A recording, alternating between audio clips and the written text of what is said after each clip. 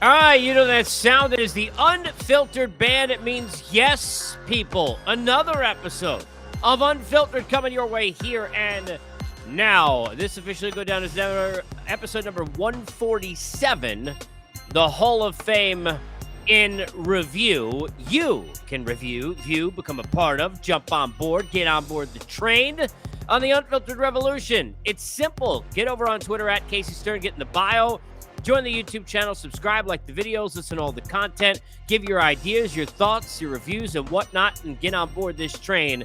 And in a world of fake, and believe me, there's plenty, live life unfiltered. Good to have you on board. We will be unfiltered here as we look back at what happened with the Hall of Fame.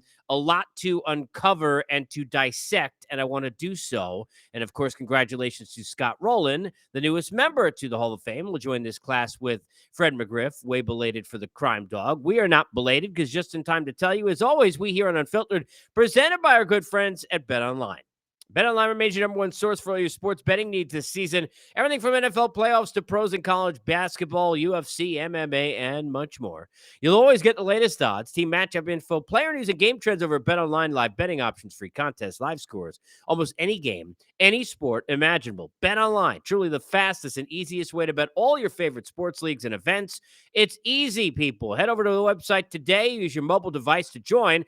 Receive your 50% welcome bonus with your first deposit. Make sure to use the promo code BELIEVE. It's BLEAV to receive your rewards. BetOnline.ag, where the game starts.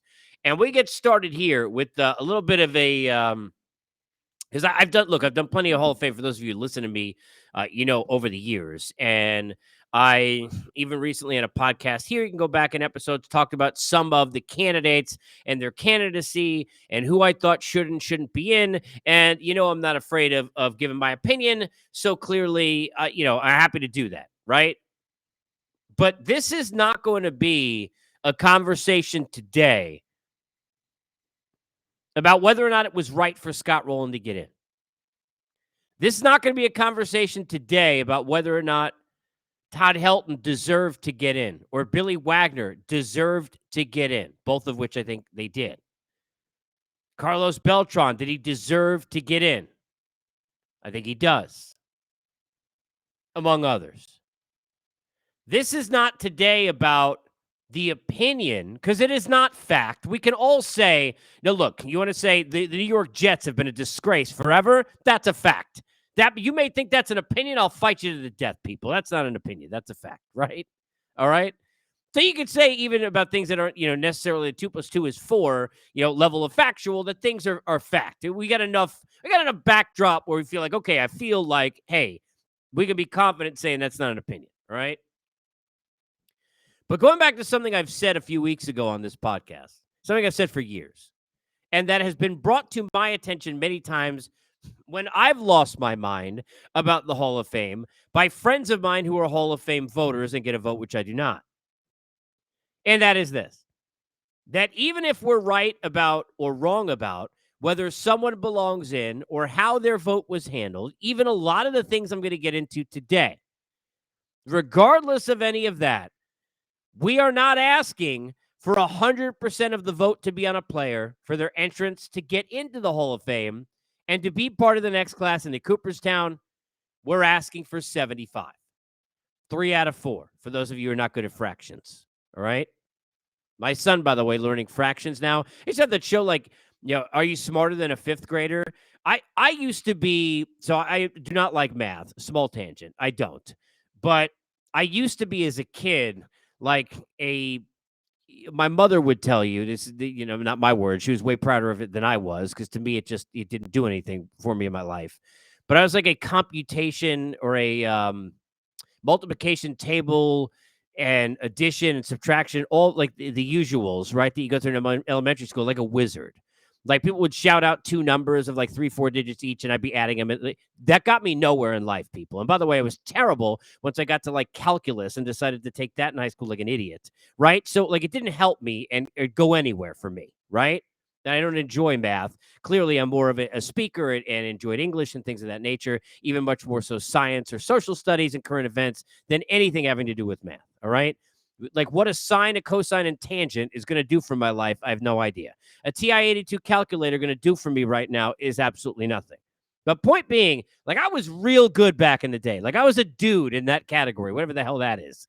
Now I do my homework with my son, and like I'm like, I admit, like there have been a couple of times I'm like on a side sheet doing it to make sure I got it right and that I'm as good still at understanding like the processes of like how you're supposed to, because we all learn different ways to do things, but there's ways that kids 8 years old, like my son is about to be 9, are learning it, and you got to make sure it's like that route.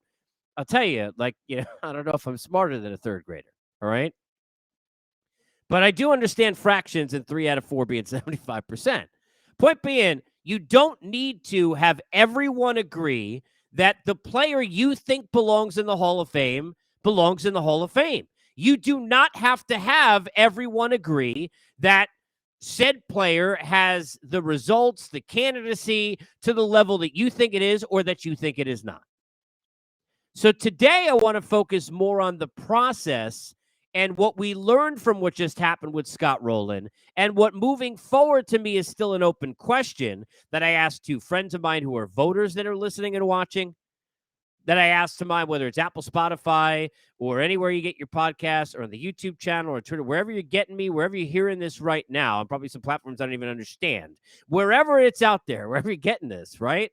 No matter who you are, I want you to do me a favor. Write down as we're discussing some of this. What are your thoughts? I mean this, all right? Don't stop working on your math equations. Write down some of your thoughts, and I want you to tweet me at Casey Stern or drop a comment in the YouTube or DM me. And I'm curious where you are on some of these and what, because first of all, no matter what you say or I say, the saddest part is nothing's going to change. I've talked about that before ad nauseum, not getting to that again. I've had the conversations with the people who run the hall, right? And right now, you could not be in better hands than a guy like Josh Rowich, who I know who not only is from my hometown, but I got a chance to know extremely well over the years and was one of the best public relations and media relations people in any franchise in sports, and me working in it 2 decades, let alone knowing that what an all-American hamburger or cheeseburger does, it means to your life, like I do and like he does being a kid, but now running the Hall of Fame. Like, it's in great hands. But it doesn't matter who I've ever discussed, right, at the time that it's been, Jeff Idelson, Dale Petrosky, it doesn't matter, right? They're not going to change it. The baseball writers aren't going to change it. It is what it is. We hate the blank ballots. We hate this guy didn't handle it well. But again, don't worry, because it's 75%, not that guy's vote that makes the difference. Even though I will tell you, Scott Rolen got in by 5 total votes. So, the whole, hey, vote for your politician, every vote counts, or vote on American Idol. You don't know that Jennifer Hudson's a shoo-in. Well, if 5 votes, that's it. All right. But I want to get into the minutiae and the semantics and the questions that come from this. And I want to start here. And I want to lay out, and I'm only doing it for 2 of them. I want to lay out a couple of numbers for you. All right. His first year on the eligibility of the ballot, and these are not opinion, these are just, I'm stating facts. These are facts. First year on the ballot, Scott Rolen got 10% of the vote. He then, this past year, got 76% of the vote. It's the lowest total percentage and number of votes for any person on their first try that eventually got in while they were still eligible. No committees or any, right? The lowest ever, 10%, to then get to it. Scott Rolen himself joking with his family, we made it after he made it past the first ballot, in which we've discussed in the podcast, go back a few weeks ago, about how much I hate that whole 5% thing. It's nonsense. But those are the metrics for Scott Rolen. Todd Helton in 2019 got 16.9%. This year, he missed out by only a handful of votes and got 72%. Now, I will tell you and pause for another factual statistic that you should know about the Hall of Fame, and you should know if you're a fan of Todd Helton and the Rockies, and I certainly am a fan of Todd Helton. Nothing against the Rockies, but I'm a fan of Todd Helton, and he does belong in the Hall of Fame, and I've said that for years. He's a Hall of Famer. He will be a Hall of Famer.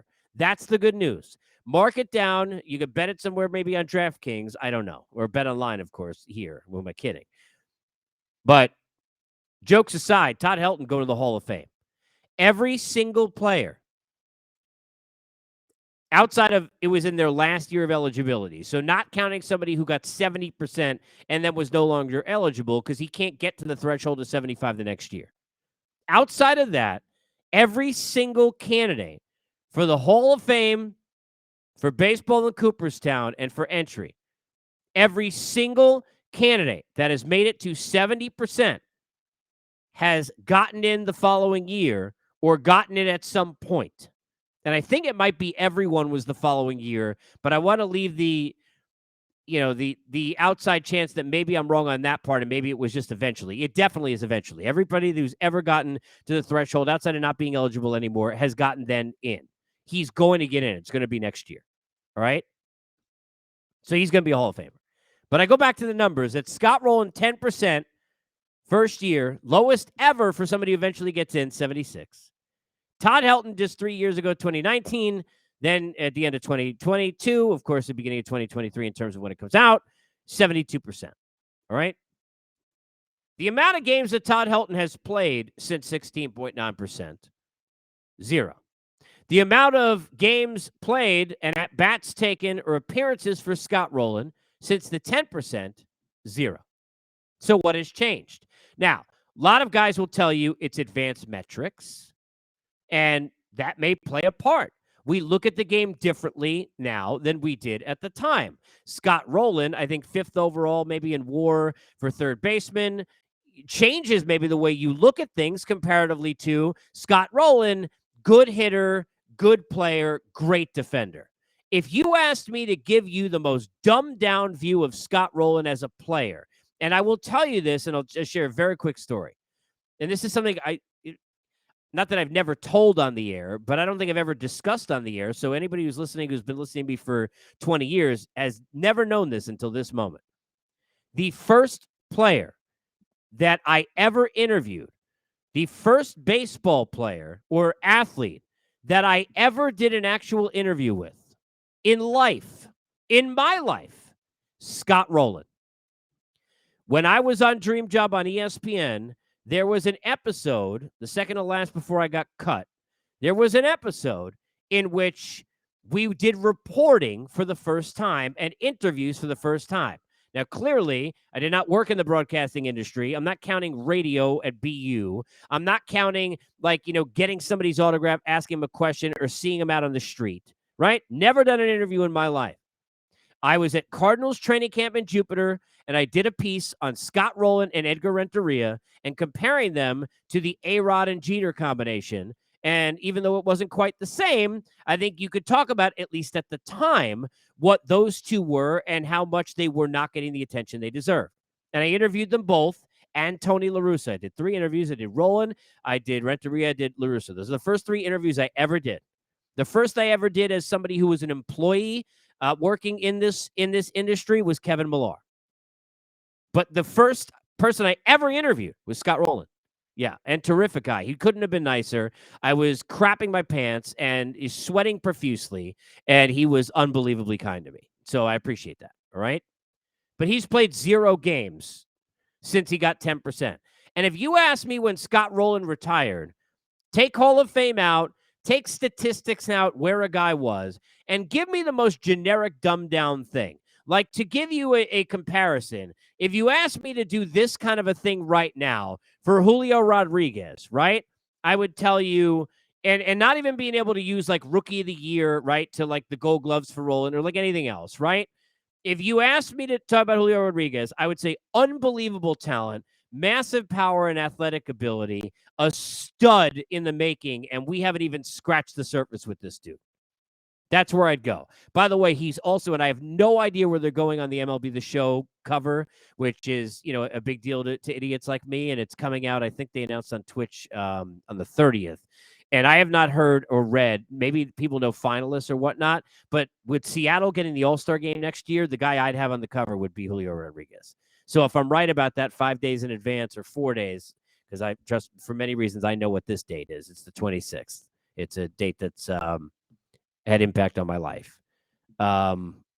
If 4 days from now I'm right about that, make sure that you tell, all 4 of your friends and people, that I said that's the guy who should be on it. All right. But If you ask me now about, J-Rod, that's where I'm going, right? If you ask me about pick anybody, you know, whoever you want. I'm trying to think of Pete Alonso, right? Unbelievably powerful hitter, as good a power bat and straight home run hitter than you've got in the sport. He's gotten way better with two strikes. Can hit the baseball better than people think. Is a clutch gene, kind of a clutch moment, big time player, improved defender, and a guy you want representing your franchise. Again, bare bones, just couple of lines, snippets. If you ask me that about Scott Rolen as a player in the sport, the day after he retired, I would have told you good to really good hitter who was part of a couple of really great infields and was never really given the credit he deserved for what an unbelievable defender he was, despite just the gold gloves, because he was a very quiet player and rarely was the best player on his team. That's where I would go. Whether it's Phillies, whether it's Reds, whether it's Cardinals, there always seem to be other guys. And he wasn't a great hitter. He was a good bat and a good run producer, but an unbelievable defender. And third base sometimes, because it's not shortstop or center field or catcher, doesn't get maybe enough credit. Not to the level of left field and first base, but you understand where I'm coming from. That's where I would have gone with it. And if you would have asked me, do I think he's Nolan Arenado defensively, I would have said no. If you would have asked me to think is Matt Chapman defensively, I probably would have said no. But I would have said a terrific defender at third base. If you would have asked me who was a better player in their baseball career, Scott Rolen or Keith Hernandez, I would have told you Keith Hernandez. I would have told you Keith Hernandez is the best first baseman that has literally ever lived defensively, and I don't think there's a question about that. I would have said that his high-end and MVP season, he probably was a better hitter. An overall hit tool, he was a better hitter than Scott Rolen.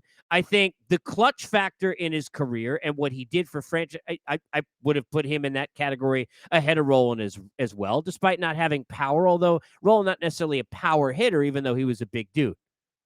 And, of course, not enough power to get past the strength to be here with Endy Chavez and whatnot with that big catch, for example. But I would have told you, and I still believe, that Keith Hernandez is a better baseball player and had a better career than Scott Rolen. All right? Not in the Hall of Fame. And I would have told you, if you would have asked me if Keith Hernandez was a Hall of Famer, I would have said I get the debate on both sides. But if you would have asked me who was a better baseball player, Gary Sheffield or Keith Hernandez, I would tell you Gary Sheffield. If you would have asked me who was a better player, Andrew Jones or Keith Hernandez, I would tell you it's Andrew Jones. If you asked me Todd Helton, I would tell you it's Todd Helton. How do you go from 16.9% in 2019 to where you are now? 72, Todd Helton. How do you go from 10%, Scott Rolen, to 76? The advanced metrics, as we just pointed out, part of it. There are other parts, too. You can only have 10 on the ballot. We discussed about that, right? So how many times could he not be on the ballot that then eventually he was? It brings up to me the question, can somebody explain to me how the hell now Jeff Kent is off the ballot, no longer eligible? Jeff Kent's numbers went up significantly the last 2-3 years because the ballots were open, quote unquote. I know I was on the air and had voters tell me several times, you can go back somewhere in the archives on Sirius XM, several times that, excuse me, I need to take some water. I'm getting angry. Hold on. Several times that, thank you, that Scott Rolen, that Jeff Kent would have been their 11th or 12th or 13th guy if they could get 11 or 12 or 13 guys in. Jeff Kent did not have the ability long enough to just have the question that we all need to ask, the only question that ever should be asked about the damn Hall of Fame. Is he a Hall of Famer, yes or no? That's it. That's the only question. Is he a Hall of Famer, yes or no? That is the only question, people. That's it. Sorry. I don't care how many you're allowed on the ballot. I don't care what percentage in the first year. I don't care what you did for the 7 years you've been sitting there scratching yourself or you've been drumming up votes on the side. If you haven't played, the only thing I want to know is, are you a Hall of Famer or are you not? And if you want to tell me stay on the ballot for years because metrics change, stats change, we look at things change, the stories of their off the field change, or we got a reason to believe that, all of a sudden, you find out years later a guy was on steroids and we didn't know. Whatever the hell you want to tell me is the reason that your thoughts may change, right? Because of the statistics or whatnot. At least we can dumb down to one damn question. Is he a Hall of Famer or is he not? Not how many votes do I get? Not how long's he been there? Not has he paid his dues? Is he a Hall of Famer or is he not? Sometimes other things get in the way. I've had this thing about in the NFL for years. You hear people say, like, oh, he's look, and I get it after, like, the Brett Maher situation, right? Like, yeah, kickers are idiots and kickers are that, and he's only a kicker, and he's only a kicker. So what, kickers should we not have kickers? Then just eliminate kickers. Because if we got kickers, kickers should be able to go in the Hall of Fame. Punting, well, it's kind of a, punt, you change field position. It's important. Unfortunately, you don't want to have a guy who is, punting a lot, but you'd like to have a great punter who can, get it away when he needs 60, 70 yards, drop inside the 5 when he needs, know when to go out of bounds when he needs. It's an important thing. In the minutia of football, you got to have a punter. So if you're the best punter in the league or the best punter of the decade or the best in the history of your sport, you deserve to be in the Hall of Fame. I don't care that you were a punter. Follow me. If you're a designated hitter and your job for half the league, which was dumb in itself, and now all across the board, which at least is way better for me, right? I don't need to see pitchers hit, even though I loved the National League as a kid. And I don't want to see two different sports. I'm not asking the AFC to play with tight ends and wide receivers, but the NFC has to have only fullback. I'm not doing that, right? So you got everybody doing the same thing. But the designated hitter doesn't play in the field. Now, you got different scenarios with that, right? You got Mike Morse, who, God bless him, nice guy. You wish they had the DH in both leagues when he's out there in San Francisco or with DC because he's one of the worst fielders in the history of time, that you'd love to have him be designated as a hitter. You had certain guys that were designated hitters that could never be in the field. You're not going to put J.D. Martinez out there. We saw that. Vlad Guerrero, great defender and an all-timer with that arm. Late in his career, Texas ran into a situation where you certainly don't want him out in the field. He's a designated hitter, right? Nelly Cruz right now, designated. I get that, but Edgar Martinez could have fielded the ball. They don't have Mike Blowers or whoever else, and there are others. He could be at third base. David Ortiz could be in interleague play at first base. Wasn't going to be great. Guess what? Mike Piazza was terrible at first base, too. You know what? How's Rhys Hoskins doing at first base? All right? So, some of these wouldn't have been great fielders, but there is a job, like a kicker and a punter, that is a designated hitter. You are allowed in the sport, half a league, now the whole one, to be a DH. Why do I bring this up? Because people had a lot of problems with Edgar Martinez and then with David Ortiz. And I'm not going to give you Harold Baines because he doesn't belong in the Hall of Fame. And it's not just because he was a DH. So I'm not going there. I don't want to keep crapping on the guy. He's a nice guy, had a great career, not a Hall of Famer. He's just not. And I don't even say not for me. He's just not. Who you're friends with should not get you in the Hall of Fame either, by the way. Because guess what? Having no friends kept Jeff Kent out of the damn Hall of Fame, which is dumb. But if you're going to have a DH spot and a designated hitter, and in that position, you're as good at it as anyone, or the top 2 or 3, which are the names I just mentioned, that ever did it as a DH, well, guess what? Of course you're a Hall of Famer. I don't want to hear I didn't vote for the guy because he didn't play defense. I'm sorry. While you're eating your wet lunchbox turkey and sitting there having your ice cream sundae in the press box, how many times are you running DH in your scorecard? How many times you interview the DH? How many times did the DH hit the winning home run or drive in a winning run in a game you covered? Now, they didn't play defense?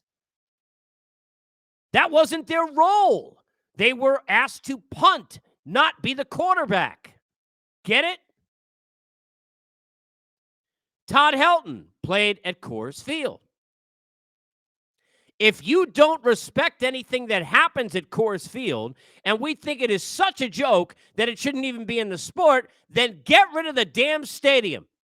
If everything that ever happened in it can never be legitimized, then get the hell rid of it in the first place.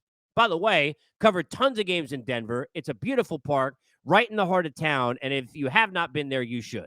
The rooftop bars that are around that area are amazing, even if you're not at the ballpark. It's a great area, great park. All right. But I got news for you. Camden Yards, also beautiful, right? Not as nice in the exterior, but also beautiful. Camden Yards, which I've been to many times, I talked to a million hitters about. Go look at the numbers. Go look at the damn numbers. It's Coors Field East. That's why you can't pay Chris Davis $170 million to hit home runs there, because I could hit home runs there. Nobody's saying we can't play Camden Yards. It's just Coors Field. Well, it's pre-humidor. It's post-humidor. If you have a problem with the kicking or punting position, maybe we shouldn't have them. If DHs can't field, what the hell use are they? Maybe we shouldn't have them. And if nobody could play at Coors Field and have any value whatsoever, maybe no one should play there ever whatsoever. Don't tell me that Todd Helton, and look, I love Matt Holliday. He's a friend, right? He's not a Hall of Famer. He's a friend. Okay? Great player. Tremendous run producer, had a great run in Colorado. All right? There are a lot of guys who deserve a ton of credit for how good they were and are. Yeah, we've seen other guys fall off. Has anyone ever watched Todd Helton hit?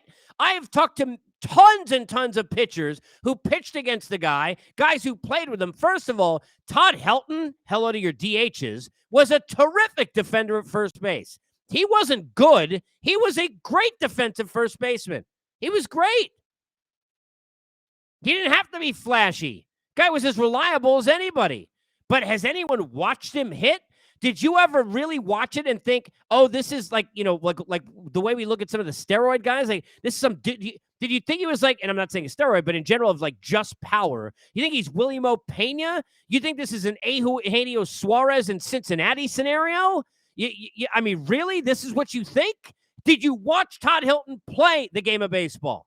Have you asked hitters who played with him, against him, but the admiration they have for the guy? In a world of the stats that we care about now, have you looked at the on-base percentage this guy was putting up and the amount of times he got on base? Have you?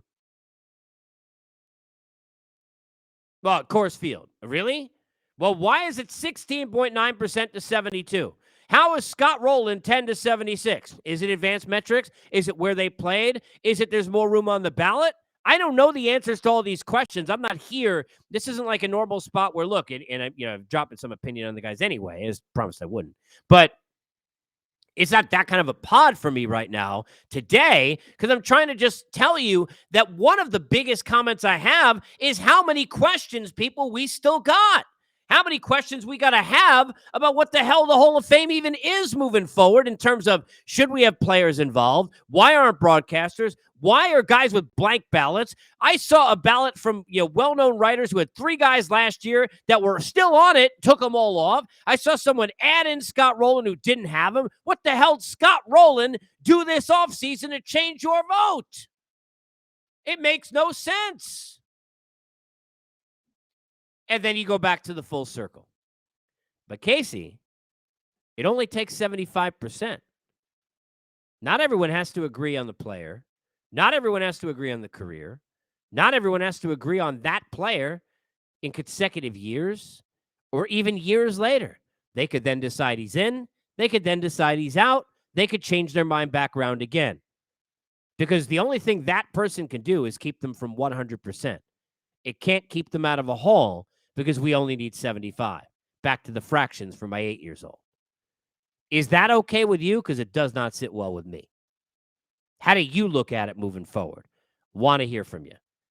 Speaking of moving forward, we'll continue on the sports side. I'll be dropping lots of baseball, all sorts of different things. If you have any ideas lists or other things you want to pop in there, please do. And remember, and I say this as much as I can. I'm trying to be a preacher in any way, but if you are going through a struggle and hard times, and you're getting hit hard with things that seemingly are unfair, and you can't understand, and I can tell you first and foremost, I promise you, people, if anybody understands how much in life there are certain questions that make no sense that you'll never get answers to, and how frustrating that unknown can be, I promise you, no one you've ever met in your life has to live with that unknown any more, certainly if it's equal, than I do.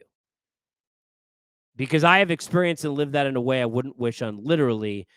People say my worst enemy, and I wouldn't wish it on anyone because that's not the type of person I am, regardless of how people have treated me or not. But when you get hit hard and you go through all those things, the only way to go through them is through. And I've made mistakes that way in my life, and you try and avoid it, and you try and put it away, and you try and, search for answers and truth and rationalizations, and some people just suck. Some things are going to happen to you that just suck. But you got to suck it up and keep pushing forward. And if you ever need any kind of, a push, want to, reach out to somebody who's been through some of it with you, reach out to me on Twitter, connect with me. I love the relationships. And look, we all need it from each other. I always put that motivational stuff out on Twitter because I need it too. We all need it. Look, I'm an honest person. I'm filtered every day. Every day, I'm in it in the morning. I'm in it before I go to bed because with the things I've dealt with and I'm dealing with from it, in my life in terms of obstacles, I need those sorts of things. We all do. We all do. So let's keep leaning on each other, keep pushing forward. Give me your thoughts on the Hall. Stay unfiltered. I will see you for 148 coming up soon. As always, don't forget, Unfiltered. We here at Unfiltered on the Believe Network, presented by our good friends at BetOnline.